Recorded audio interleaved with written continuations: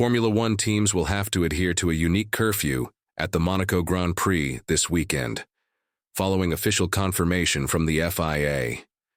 According to F1's governing body, concessions to the length of the curfew will be implemented this weekend, on Wednesday, Thursday, and Friday, also known as restricted periods 1, 2, and 3. F1 headlines: Hamilton given 385 meters boost as Ferrari star mocked by budget airline. During these periods, personnel cannot work on the car and must leave the paddock, with each F1 team given a different amount of exceptions for each restricted period.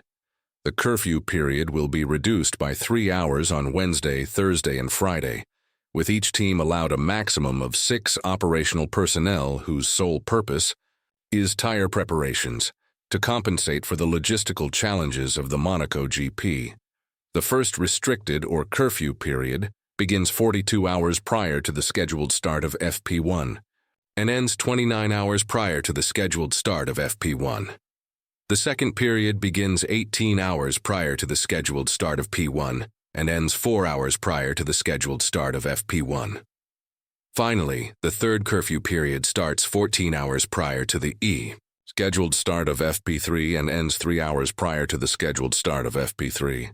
However, if the unrestricted time between the end of FP2 and the start of the third restricted period exceeds 4 hours, the excess will be added to the start of this third curfew period.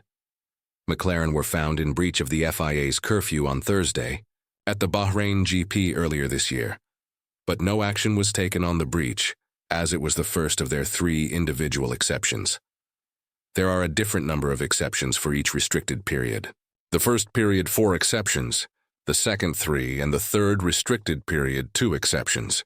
If a team exceeds these exceptions, then both drivers will be forced to start Sunday's Grand Prix from the pit lane.